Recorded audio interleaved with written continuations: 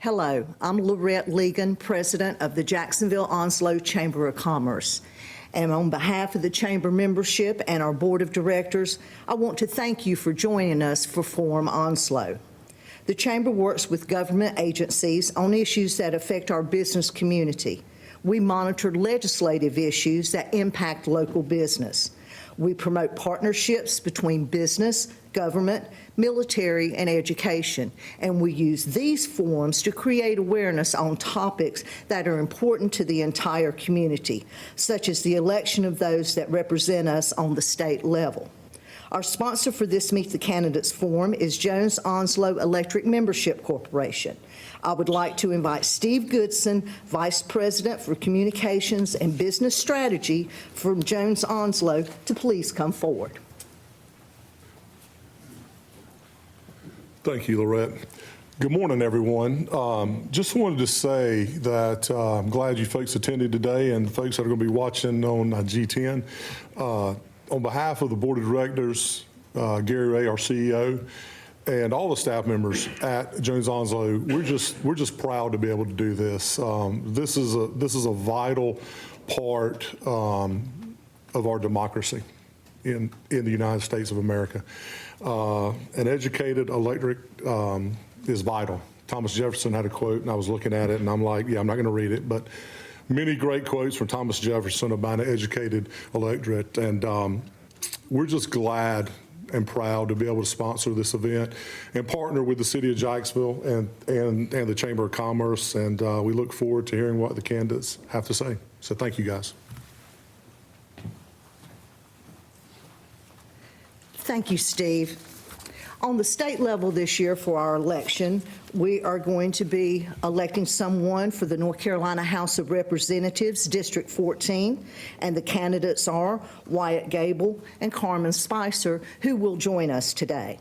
For District 15, the candidates are Matthew Freehan, Christopher Schultz, and Philip Shepard.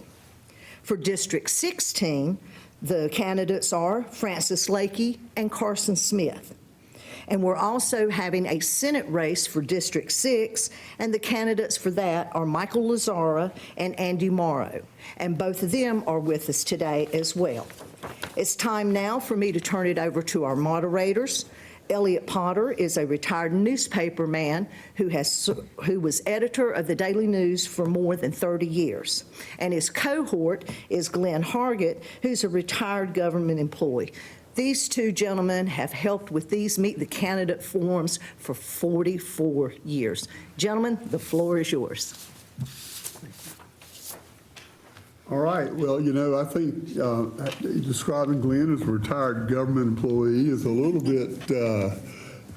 bit short, but you know, he's done a few things. He's been in that room here and in various places. But I'm really actually very proud to be with him and with you today, and we appreciate the fact that you did see fit to participate and sharing this, really a sharing session with the public as well, not just voters, but everybody who wants to know more about how things work. There are very few opportunities that you have that are as good as this one to find out about how our government at the state and local level is working.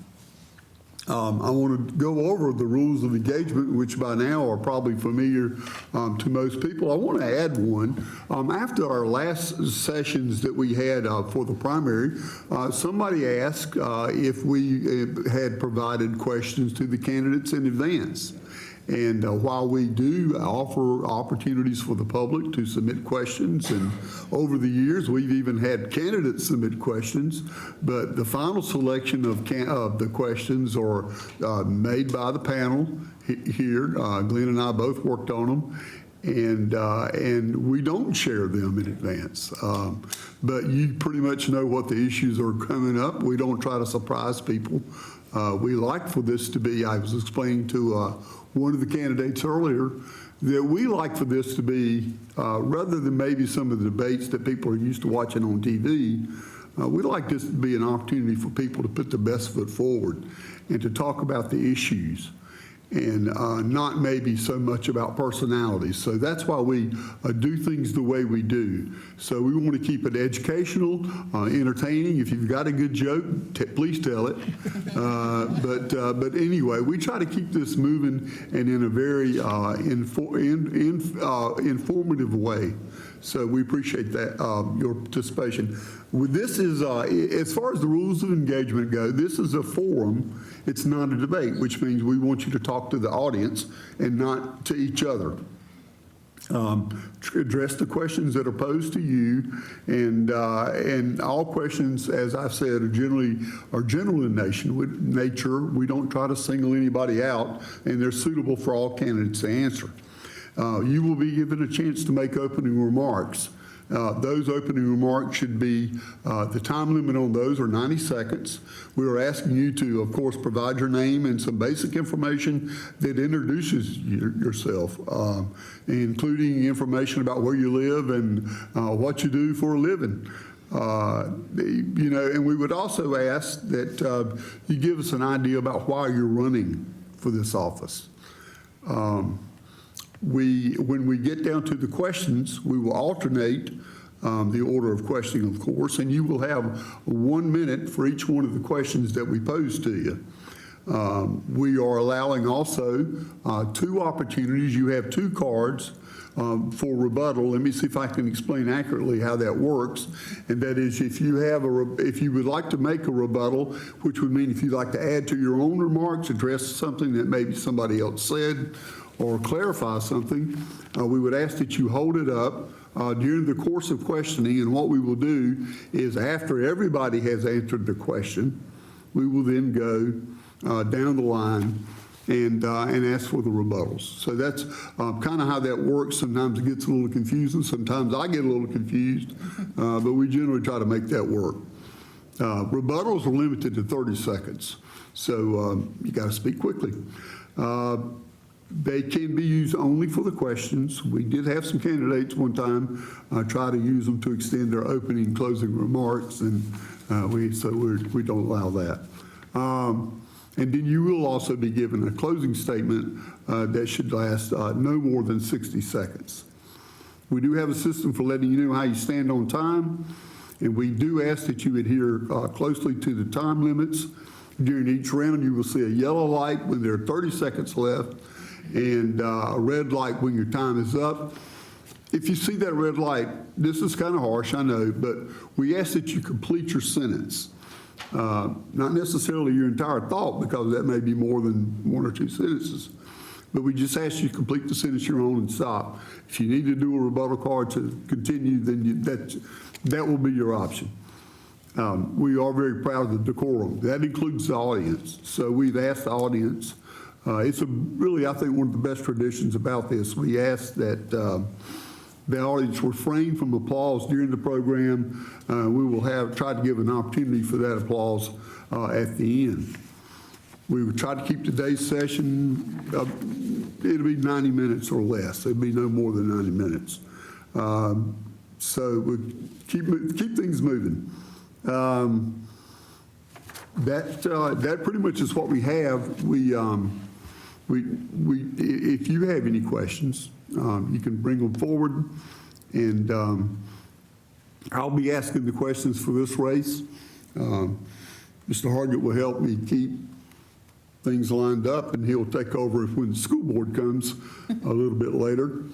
But we're going to. But if you have any questions now, bring them to me, and we'll see if we can address them. Otherwise, we'll get started. Okay. Opening statements. Who's first? Senator Lazara? Lazara. Do I need to push this? No, they turn it on for you. Okay, great. Hello, everyone, and I want to first begin by saying thank you to Jones Onslow and the Chamber of Commerce for putting this on for so many years. Certainly valuable to our constituent. I'm honored to be here today at this candidate forum. My name is Michael Lazara, and I'm your current North Carolina Senator for District 6, not representing just my own journey, but the voice of all our citizens that we serve. I hope to continue to serve. I've served Onslow County for most of my adult life, 15 years, city council, is most of it as mayor pro tem, and now seeking my third election in the North Carolina Senate. You know, we stand at a pivotal moment in our state's history, facing challenges that demand bold leadership and innovative solutions. From education to healthcare, from economic growth to environmental protection, our priorities must reflect the needs of all North Carolinians. Together, we can build a North Carolina that is not only resilient, but where every voice is heard and valued. I am self-employed. I'm a former Marine, got here in 1982, and I hope to continue to serve and make decisions that are in the best interest of all Onslow County residents and all of North Carolina. Thank you. Mr. Morrow. Hi, my name's Andy Morrow. I am a transplant from Orlando, Florida. Came here my junior year of high school and graduated from Swansboro. I still live in Swansboro. Took some years off, got 2 degrees from East Carolina, 1 in speech and hearing sciences, the master's in public administration. I am running in this race because I saw a couple times on my ballot this gentleman beside me ran unopposed, and I thought, why not? Why not me? That's my honest answer, and that's all. Thank you. Mr. Gable. Hey, thank you everyone for being here. This is definitely a great help in the primary for me. I really appreciate everything y'all do, and I thank you everyone for being here. I kind of got into politics and had the idea of running for office back in end of high school and early college years when I saw the problems that we faced with COVID and all the issues that really came about from that in our education system. I've worked on a United States Senate campaign. I've run a political organization at East Carolina for 2 years now.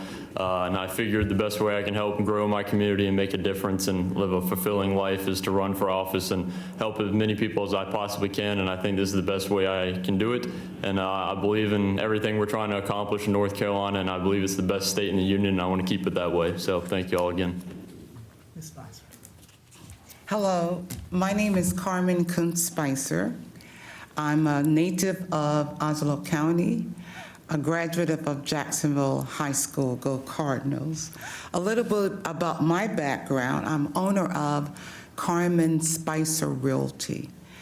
Formerly, I was executive director. So I've served here in Onslow County, executive director for BOLD, Better in Our Local Downtown, formerly on the planning board.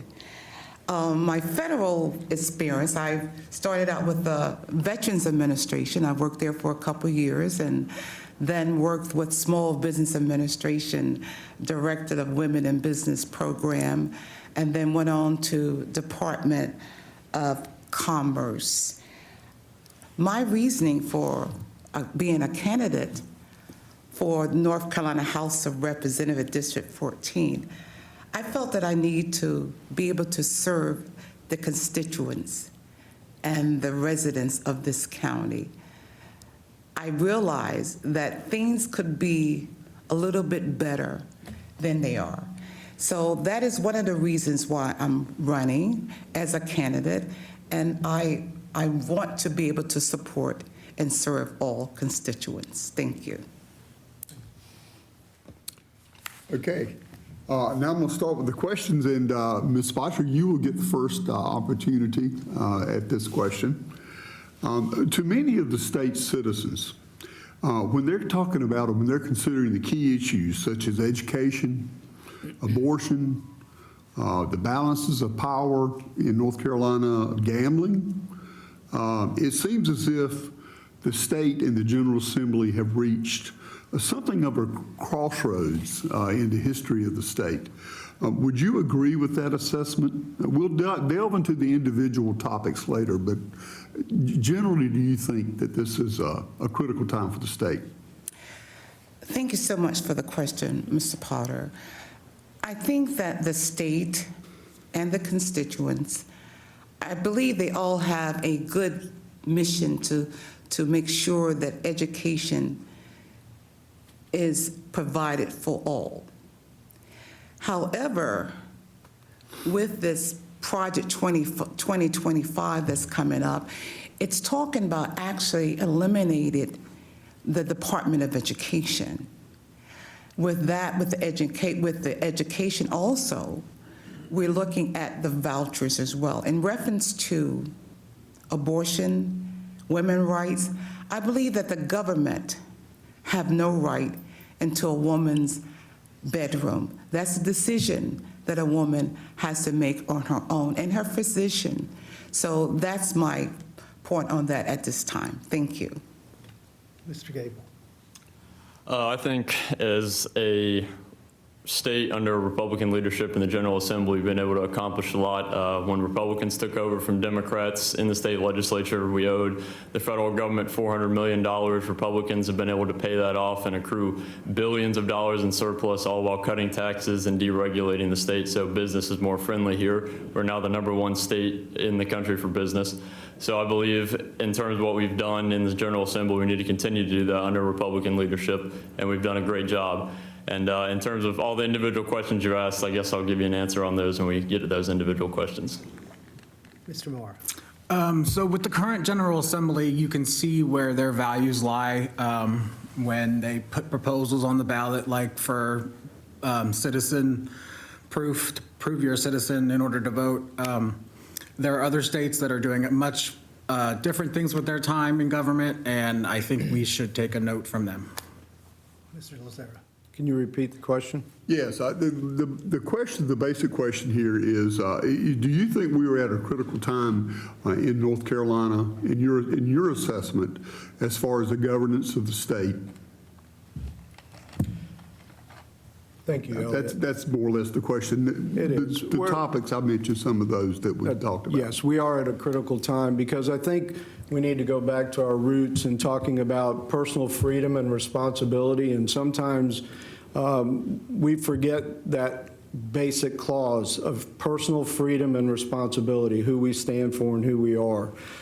This state has continued to grow the policies that the North Carolina General Assembly has put together has made this state one of the premier states to live and do business at. That's why we continue to get major companies that are locating here in North Carolina. Our tax rates, our corporate tax rate is down to nearly nothing. Our personal income taxes are down to 4.75. This is a very valued state, and we see our population growth continuing to just bust at the seams. And that's through solid conservative principles that our North Carolina General Assembly has instituted over these years. Okay, thank you. And the next question, we will start with you. I'm sorry? We got to do Mr. Gable now Okay. What? on this question. What? Oh, he's already answered it? Yeah. Okay, forgive me. Okay. Yeah, we'll start with you, Mr. Morrow, on the next question, which is, and we'll start delving into some of those individual topics that I mentioned. Do you believe that the state is doing enough to adequately fund public education, particularly in providing a well-qualified teacher workforce in the classrooms? No, I think that we can do a lot more to support our teachers. I think we can pay them better. I think we can give them more equipment in the classrooms. We see all the money going to private vouchers, which don't do anything for public schools. I am a proud product of all public schools, whether it was in Florida or North Carolina, from East Carolina. So I'm a full believer in public education. So there needs to be a change in how public education is done in this state. Particularly, there needs to be more money put into it. Mr. Lazara. Oh, thank you. I didn't know we were going that route. But first of all, I think it's fair to say that under Democratic control, education was not funded. When we took over in 2011, we've invested over $1.4 billion in education. We've had more pay increases in the last 11 years than we've seen in the history of North Carolina. There is no value that we can put upon our teachers. The education system is not producing, and that's not a reflection of our teacher. It's a reflection of a system that needs to continue to be monitored and massaged, for a lack of a better word. We have a $17 billion budget out of a $34 billion budget. That's almost 60% of the total budget goes to education. I think we need to focus on efficiencies within the education and look at the top heaviness and work our way down. But we are investing in education in North Carolina. Ms. Spicer? Could you repeat the question, please? Sure. Do you believe that the state is doing enough to adequately fund public education, particularly in providing a well-qualified teacher workforce in the classrooms? I believe that the state can do a lot better. And I have many conversations on one-on-one with educators and retirees and active educators. And one thing they're saying is that the wages, the salary does not meet the economics of this area compared to other areas. They're getting paid a lot less. But most importantly, I would like to come up with a program that we can keep the educators here, vested here. What can we offer them? Everybody wants an increase in pay, and we look at also our retired educators, our retirees. They need an increase, so is the legislature doing good? I think they can do a lot better. I think there's always room. But without educators, we wouldn't even be here today. So they're very important and very crucial, so we can do a lot better. Mr. Gable? Just kind of going off what Senator Lazara said, we've done a lot for teachers in the school system here in North Carolina in the past decade or so. I was on the House floor this year when they voted on teacher pay raises for everybody. So that was a big plus, and we got to continue that, but we've already been doing that, and I think it's a lot we've been able to do for our education system here. And when you're spending almost more than half of your budget on education, you clearly care about it, and it's just making sure you're spending that money in the right space and not spending it on things that are not pertinent to a child's education. Mr. Gable will begin the next time, rebuttal, but let me just mention this real fast then. And we're trying to keep you within your offices so you can go back and forth and people can compare your answers to each other. Mr. Lazara has called for rebuttal. Thank you. You know, we hear from our opponents about investing more in education. What I'd like to ask today to my fellow candidates here is, what is the proposal to bring more revenue to education? It's easy to say, we will put more money, we need this, and we need that. What I want to hear is, how will you propose to add that additional funding? We're almost at 60%. Are you indicating that we need tax increases, we need to tax citizens for more revenue for education? Thank you. Yeah. Okay, so I believe Mr. Gable gets the first crack at this questions. We're going to stay on the topic of education. Many opponents say the expansion of North Carolina's Opportunities Scholarship Voucher Program will drain some of the much-needed tax dollars from public schools. What is your position on school vouchers being made available to students from families, even those with high incomes? I believe in school vouchers because I believe you're giving certain children an opportunity, and when I say certain, I mean depending on their income level. It isn't everyone gets a flat rate, as if you need more help, you get more help. So that's how it's designed. But the way I look at it is this: if you're not having a child in the public education system, you are not spending money on that child from the state, whether it's the materials they use in the classroom, the water and the paper towels they might use in the bathroom, the equipment they use for sports and gym class. You're not using that, so you're saving money somewhere. So if a child is not having that money spent on them in the classroom in a public education system, then taking that money out and being able to give that to them so they can go get a private education and support families that need it, it makes sense. Mr. Lazara. Thank you. First of all, let's talk about the numbers. There's approximately 1.5 million students in our system. The Opportunity Scholarships, we had about 98,000 inquiries. So if you can do the percentage on that, first of all, the impact is very minuscule. Second, it's based on opportunities. I believe that money should follow the child. We all pay taxes. We should not tell people where they should see fit to educate their child. If they're not happy in a system, whether it's public, private, that money should follow the child. We pay taxes, we have children, that education funding is for that child, and it belongs to that family to determine where is best for that child to be educated. I know families that one child goes to a public system, one child goes to a private system based on their individual needs. So first of all, the impact is not what it is made out to be, and the difference in the delta of what people are getting on that voucher program is remaining with the local education system. So they're actually making money. Mr. Merrill. Can you repeat the question, please? I sure will. Talking about many opponents have said the expansion of the North Carolina's Opportunity Scholarship Voucher Program will drain tax dollars from public schools. What is your position on school vouchers being made available to students from families, even those with high incomes? Well, it certainly has drained money from the public schools. You can see that in, I think it was $400 million or more was spent on school vouchers when less money went to the public schools. I could be wrong on that.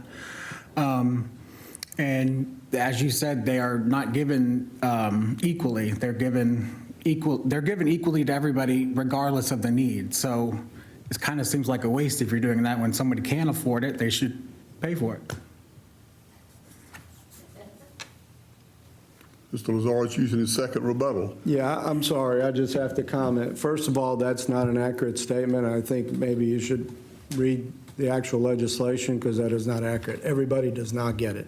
It's based on a tier system, it's based on income levels, and you do have to apply for it. Not everybody gets it. Okay. Anybody else? And we're opening up this round with Mr. Mara. Yes. And then Okay. just to say, then after Mr. Morrow, it'll be Mr. Lazara, and then Ms. Spicer, and then Mr. Gable. Yeah, it gets a little different than what we used to, because we're not going up and down the line, but we are trying to stay within the races. Mr. Morrow, we're going to talk a little bit about gambling. The state, of course, started with the lottery. We have legalized most forms of sports betting. But we have failed to do anything or we have not done anything to expand casino gambling in North Carolina, even though there have been some proposals. Now our neighbors in Virginia are moving to open more casinos. What is your opinion about expanding legal gambling in the state? Could the state be leaving money and economic opportunity on the table? Yeah, certainly. I think it could be leaving money on the table. I'm going to be honest, I'm not familiar too much with this issue, but I know it takes place a lot more in like the western part of the state. Yeah, that's all I have. I'm sorry. Okay. Mr. Lazara. Thank you. I'll go back to one of my earlier comments. I believe in personal choice and personal freedom and responsibility. I'm not opposed to opening casinos.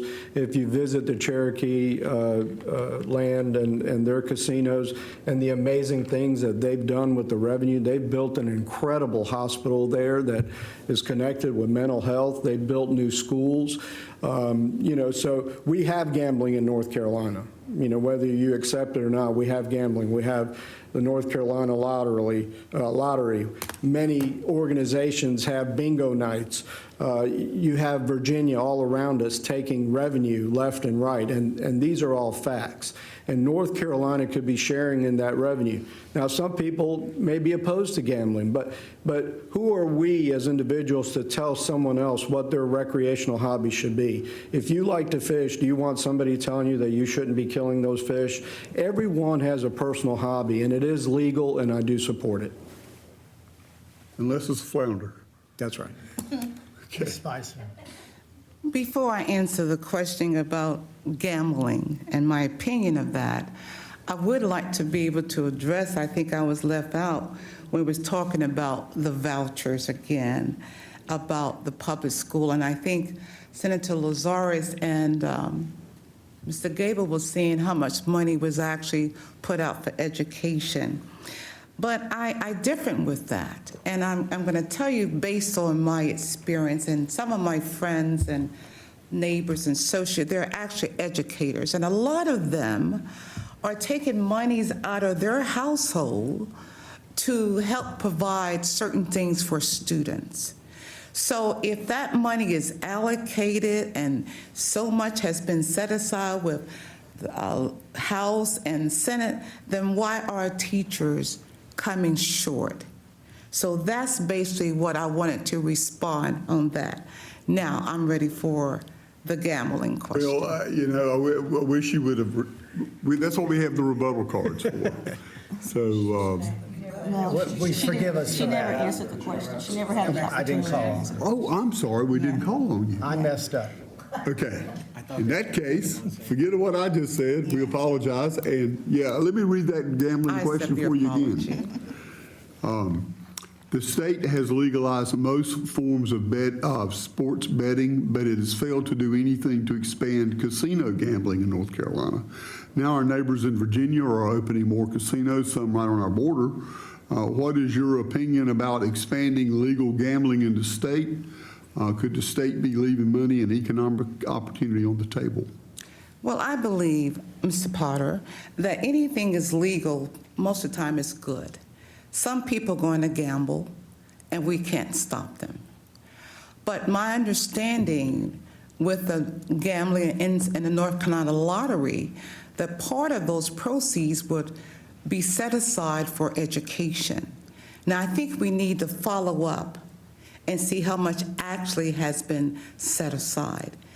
The gambling, I do believe, again, is a personal preference, whether I support it or not, but it's something that people do. They bet on football games. There's probably sitting in your house watching a game, you know, maybe it's a cup of coffee or 50 cents, but something is going to happen. But now we have to make sure that those funds are being directed as they are allotted to. Thank you so much for the question. Okay, and thank you for correcting us, and we appreciate that you answered the question as we wanted you to. Thank you. And I apologize. No problem. Mr. Lazare will be called on first this time, and we run Hang the on, I tape. got skipped this time now. Oh, my God. It's not easy doing these two races things, you Go know, ahead. we're not used to Gamble. that. Forgive me. I support gambling to a limit. I don't want to see it overrun our state, but as everyone else has said up here, I believe in freedom. If it's your money, you can do what you want with it. Who am I to tell you what you can and cannot spend it on? And then if you go to Raleigh and you look what the Carolina Hurricanes are doing, they want to make a massive project in a district around now the Lenovo Center where the Hurricanes play, where you have a casino, you have shopping centers, you have hotels, and that could bring a lot of money to our state and generate a lot more revenue we can use on everything from education to public safety to healthcare, and that's a big thing, and I support it again just to an extent. I don't want it to overrun our state, but if it brings more money to us, then for sure. Okay, thank you. Any rebuttals? All right, so now we move on, right? Mr. Lazare, Okay. go down the tape. Mr. Lazare, you will have this one, and we'll move on down to what Glenn was telling us. What tools, including financial incentives, regulatory reform, tax reform, do you believe are the most effective and efficient means of attracting industry and business to create jobs in North Carolina? Well, we made significant investments in economic development, ready sites across the state. I think our corporate tax structure has been a huge incentive. Our extremely low corporate tax rate, our low income tax rate, as I indicated earlier, we're at 4.75. That builds a business climate that attracts large industry. And having the infrastructure, as in most cities, is the most important thing. Having the road beds, having the connectivity to major highways and transportation and rail. We have one of the most robust rail system in the country for moving cargo right here in North Carolina. We have ports. North Carolina is poised for heavy industry. We have the Toyota battery factory, a mega site that's bringing thousands of jobs, and that was attracted through the economic vitality of the state and the transportation infrastructure. Can you repeat the question for me? Sure. What tools, such as financial incentives, regulatory reform, and tax reform, but including others if you'd like, do you believe are the most effective and efficient means of attracting industry and business to create jobs in North Carolina? I would think there would need to be some sort of incentive to come here, and I think, just as the senator was pointing out, we have those incentives.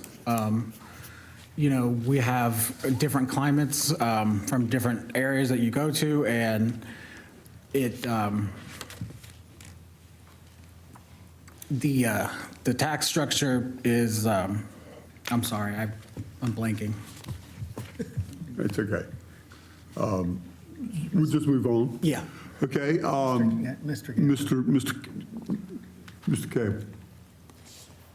I think we have a great business climate, obviously, and that's thanks to our Republicans in the General Assembly. We've been able to cut regulations and lower taxes, and that's brought more revenue to the state, whether it's personally or on the business standpoint.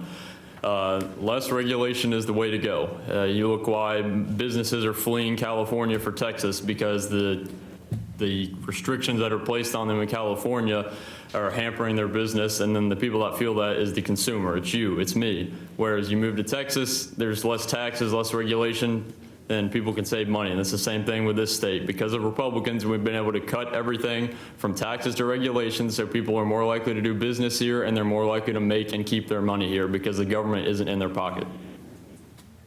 Ms. Spicer. Thank you for the question.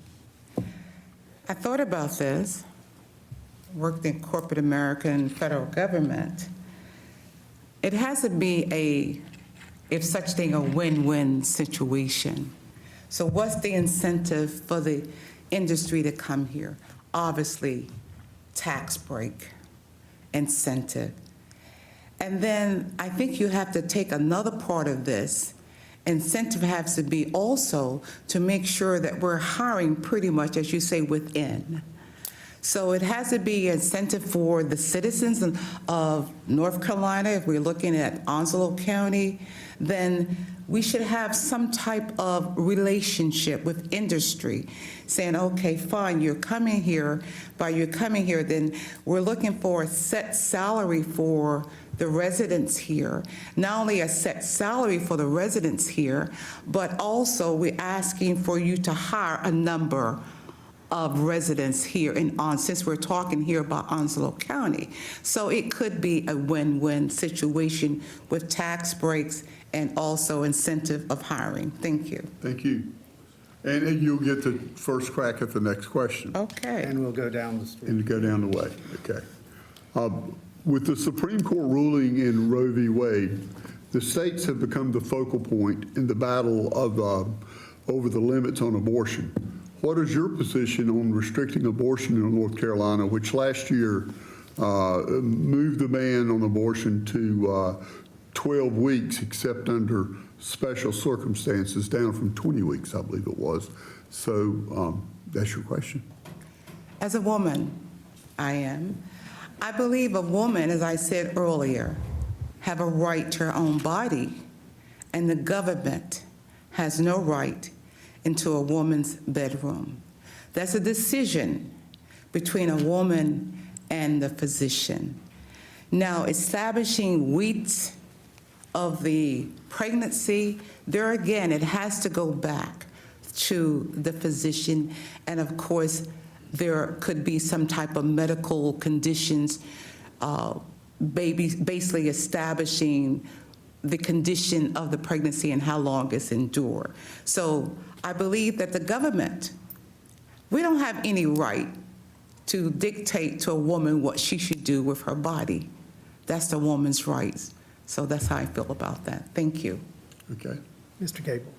I believe in exceptions, like the safety of the mother and rape, because that's not a decision you have made. That's something that's been forced upon you. I think in terms of being your body, it's not your body, it's another living being. And in the Constitution, it states the right to life, liberty, and pursuit of happiness. Without that, you're getting rid of someone's life, and you're not allowing them to enjoy the greatest country on earth, that's America. And again, I believe in exceptions, and I understand that every instance is different. But in this instance, you killing an unborn child because you made a decision that's not right. So I think you should be able to, that child should have the right to live. We can see from the Supreme Court recent ruling of what Roe has done to this country, how it has fractured it all around, how we're having referendums every election about should it be 10 weeks, should it be 15 weeks, how many weeks should it be? You can see that the deal from the recent General Assembly, the 12 weeks, I believe it was, that was a backroom deal done by the GOP. That wasn't a bipartisan thing.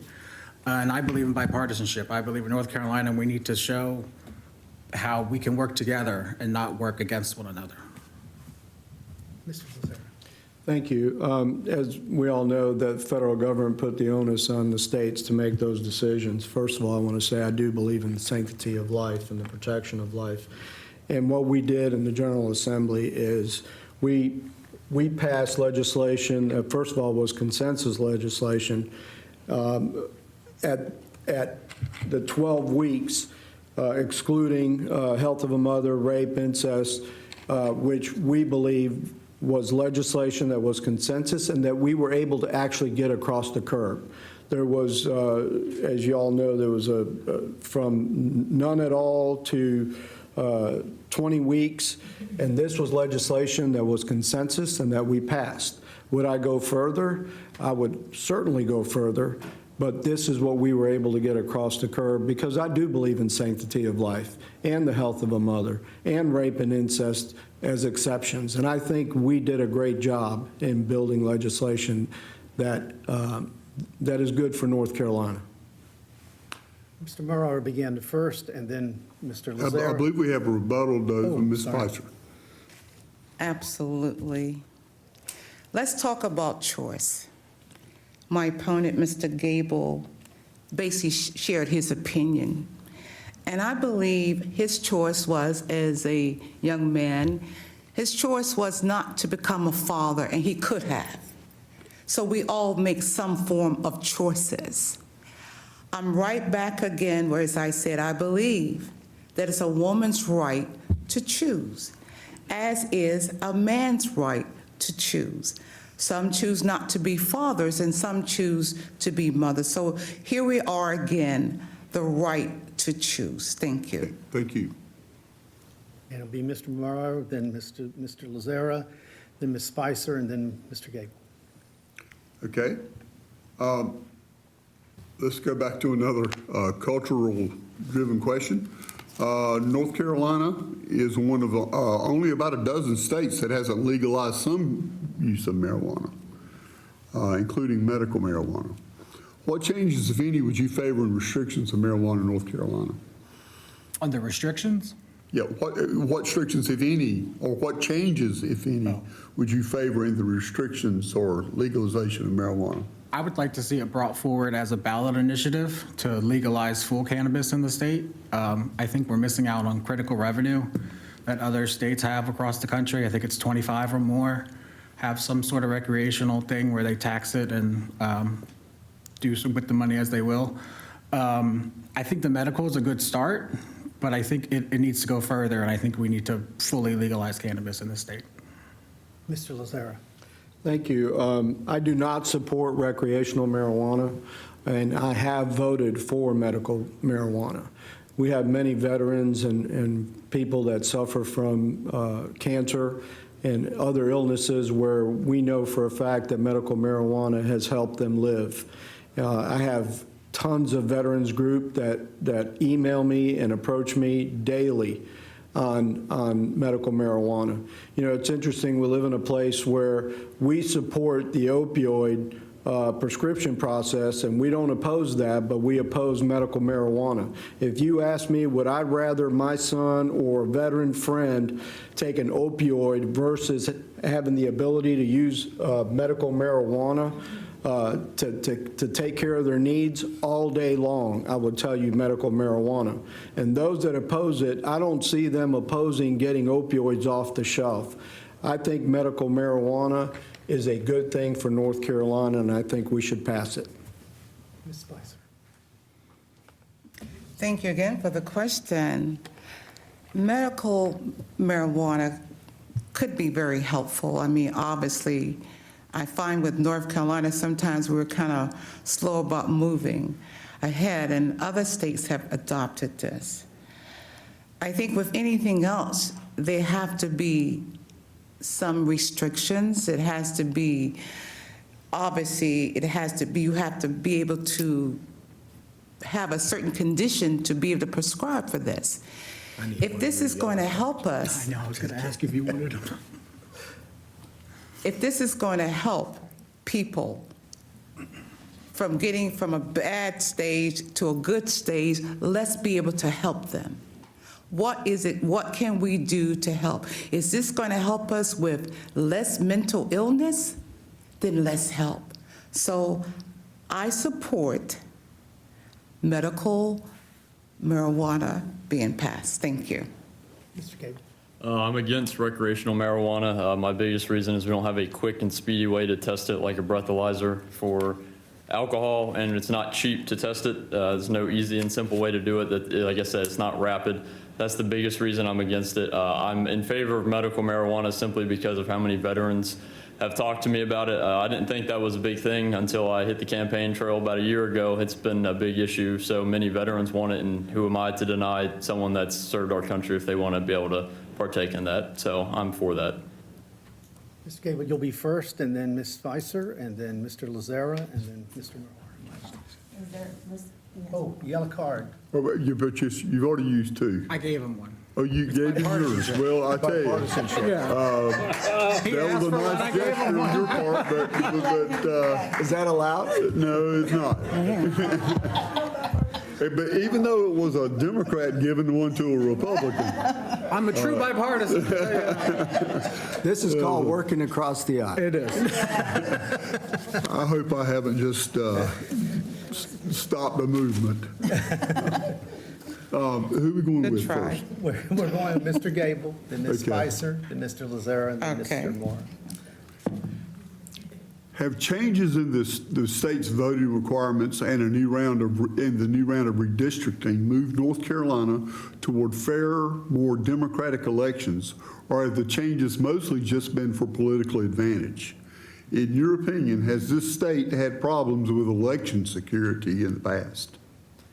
I haven't noticed anything here in terms of security, anything that's gone on, but I do agree with all the laws that have been passed in terms of having to be a citizen to vote, having to have a voter ID. You have to have an ID to get a whole lot of other things. You have to have an ID to buy alcohol.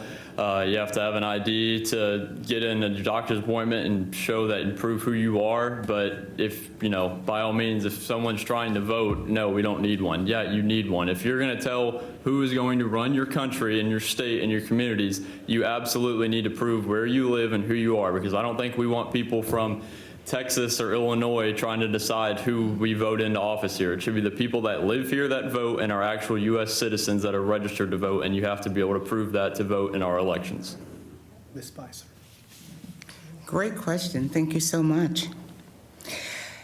Yes, what I'm seeing is voter suppression, and let's define that. When you're suppressing someone for something that they have a right to do, a privilege as a citizen of the United States to vote, and then they come up with all kinds of ways of suppressing that vote. Many ways it's being done is with the redistricting, whereas representatives, now they have been in certain areas that they have certain precincts. Now they're redistricting to certain areas. So yes, I do see suppression in voting. We should want everyone to vote. That's their right to vote. It doesn't matter of the party. So I know we can do a lot better than that. Thank you so much for the question. Okay, and if we got through everybody on that question? No, we have not. Okay, well, let's go finish the panel, and then we'll come back to Mr. Gable's rebuttal. Could you repeat it for me, please? Sure. Mr. Lazara is next. Mr. Lazaro, have changes in the state's voting requirements moved, in the new round of redistricting, moved North Carolina toward fairer, more democratic elections, or have the changes mostly been just for political advantage? In your opinion, has this state had problems with election security in recent elections? First of all, I would just say we want every citizen that is allowed to vote. That means a citizen valid ID, all the requirements that we set forth. And if you talk about districting for a moment, I encourage everyone to look at the old Democratic district maps, and then you look at the new maps, and you'll see the difference in the contiguity of those maps and how the new legal and fair maps that we've drawn affect North Carolina. But it's not unreasonable to ask people to use their ID in order to vote. I mean, we need an ID for practically everything but to vote. It is not unreasonable for someone to have to prove that they're a citizen in order to vote, because that is the requirement, that is the law. I think North Carolina in general, and I think President Trump indicated this, that North Carolina was one of the states that he felt comfortable with the secure elections and the outcome of the elections, because we do a good job in North Carolina. And the changes that we're making will even make it even stronger and better. Mr. Morrow. So I believe that voting is your right as a citizen. I am with my two counterparts on voter ID. I believe in voter ID. I think it's a fine thing. Where we may diverge is proof of citizenship. I don't think that is so much required as the ID part of it. When it comes to redistricting, both sides of the aisle have been shameful with it. I think we need to take the politicians out of redistricting and put an independent commission involved so that we have fair maps that represent everyone. Okay, the rebuttals are from both of you. Okay, I'll go with Mr. Gable. I saw his first, and then we'll go with Ms. Spicer. I'd say to everybody, again, if you don't live where you say you live, you shouldn't vote there. We don't have people from other countries voting in our elections. And I mean, what would stop someone from, filing to run for candidacy and them not living in the district? I mean, kind of things like that. That's what we're fighting against. If you don't live here, you should not vote here. And I'll tell you how simple it is. I registered to vote when I got my driver's license. It took about 2 minutes. It's not that hard. It's not like you're suppressing anything. Even if you don't want to get a driver's license, you can go to other places and just get a voter ID card. It's very simple, very easy. You're not suppressing anyone's vote. Thank you so much. With the redistricting, what it really does, it eliminates minority representation. When it spreads it out so far, where certain districts and certain precincts, where pretty much is minority representation there, but when you redistrict, so now you're spreading the map out further. So how do we have anyone to really represent us that we feel that we need with minority representation? I get it with complying to the laws of making sure you have your identification, not a problem. But when it comes to really affecting our county and our citizens, to making sure that everyone has a very fair share at everything, then I think could be a lot better. Thank you. Thank you. I tell you, we're right up against, we're running on an hour now, so I'm going to ask one more question, then we're going to move on to the closing statements. I do want to ask a question. We got a lot of great issues that are still going to be unaddressed or not addressed, but I want to talk a little bit about child care, which is a big problem facing the families in North Carolina. It's been difficult, particularly consider the tribulations of the COVID era. It's an impact felt not only by parents and children, but in many cases employers who face issues finding workers because some parents choose to stay at home rather than take the modest pay of many jobs. In some cases, run right up against the cost of child care. How can the legislature address this complex issue, the complex issues that are creating this situation? And we open up with Mr. Lazara, then I'll run the table. Thank you for that. And we do realize that child care is an issue for North Carolinians. And actually, we had $254 million in our proposed budget in the short session to address child care issues. But as you know, that we were not able to get the full budget across, and we did some mini budgets, and we still have an opportunity in November to maybe do some additional things. But we certainly realize that after COVID, the impact on families has been terrible, and child care has gone through the roof. And most of our business community, state workforce, we have a 40% vacancy rate in employees, and a lot of that could be attributed to child care costs. And so we want to get people back to work. We want to make sure that families have an opportunity to get child care. So the North Carolina General Assembly does support that initiative. We did have money in the proposed budget, and hopefully we can get that through, if not in the short session, in the long session. Mr. Moore. As you said, Mr. Potter, it's really a complex issue. I've seen it in my own life with my own sister. She's got 2 young kids under the age of 10. That it really is just impossible to find somebody if she'd like to just go be by herself for a little while. You can't find childcare in this area. So I would like to see incentives for childcare offices to be opened, and also incentives for employers who help employees get childcare. Mr. Gable. I just say continue doing what the General Assembly has been doing and keep working on what we've been trying to accomplish and making it more accessible for everybody and making it cheaper.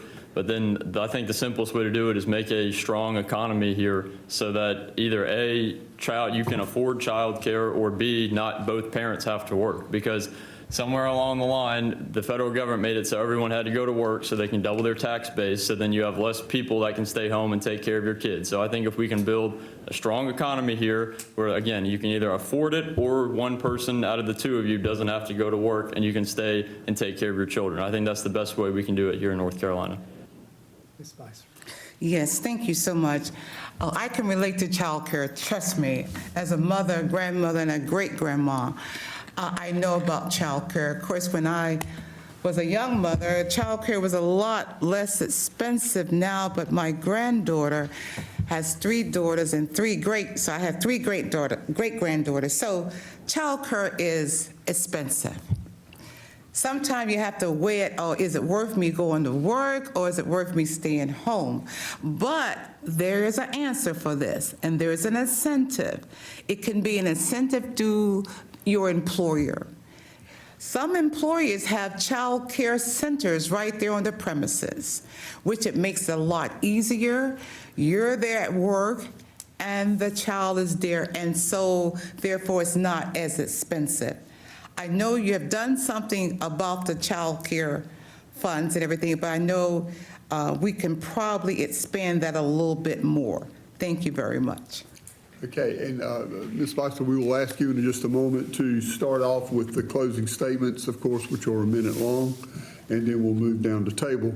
I do want, before we do that, I want to thank you candidates for not only following the rules, but help keeping us straight. Yes. Except for Mr. He can still have but them. in that case, he had the complicit involvement of his opponent. But I do want to thank you sincerely for doing that. It always makes things a better program. And so we'll start off now with the closing statement. And we'll start with Ms. Spicer. I would like to thank Daily News and also Duke Energy for allowing, and the Chamber, for allowing this forum to take place. Once again, one of the reasons that I'm running as a candidate for NC House Representative District 14 is because I am a trailblazer. I have a reputation of getting things done. I have a reputation, as Mr. Lazar says, Senator Lazar, of going across the aisle because that's what you have to do. So with that being in mind, I believe that I'm a great candidate to represent Onslow County, to represent you in Raleigh, to represent all as your legislator, to make sure that you're being served rightly as a constituent. You can contact me. Most people have my number. If you don't have it, ask somebody for it. I am your representative for District 14. Thank you so much for the opportunity. So yeah, thank you again for setting this up. Again, it was a big help in the primary, and it's definitely a big help today for this election. I'd say I'd go back to what I said earlier. When Democrats were in control of the state legislature, we owe the federal government $400 million. Now we have accrued a surplus of billions of dollars while paying that off, while cutting taxes, while cutting regulations, all because of Republicans in the state legislature. If you want the party that has plans and ideas, vote Republican. If you'd like to have someone in the seat that has plans, ideas, the energy to get something done, and lives in the district, vote for me. I appreciate your time, and I humbly ask for your vote. As you can see by my performance up here today, I am no politician. I do have a command of the issues when we're talking in person. When I'm up here and I have to be on, I melt, as you saw. I just want to say thank you, first of all, to the moderators and to everyone who hosted. My name is Andy Morrow. I'd like your vote. If you'd like to know more about me, it's andymorrownc.org. All right. Well, first of all, thank you all for this engaging discussion today. As we wrap up, I want to reflect on some accomplishments that we've achieved together for Onslow County and North Carolina. Over the past few years, I've been proud to champion initiatives that have expanded access to health care for our families, invested in educational resources for our children, and worked tirelessly to create jobs and stimulate economic growth across our communities. We made significant strides in addressing our veterans' needs by removing state income tax for our veterans, ensuring that our veteran cemeteries are maintained and cared for.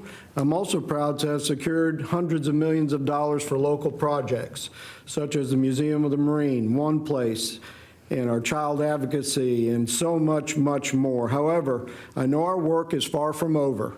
As your senator, I am committed to continuing this vital work and tackling issues that still divide us and striving for policies that uplift every North Carolinian. So thank you for allowing me to be here. And we'll turn it back over to Lorette.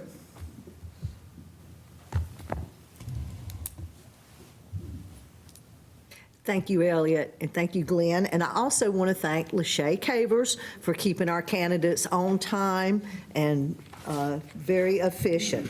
And thank you to the city of Jacksonville for the use of these facilities and their media services. And of course, our sponsor, Jones Onslow Electric Membership Corporation. Now, if you missed any part of the forum, just check the listings for G10 for the rebroadcast times and dates between now and Election Day.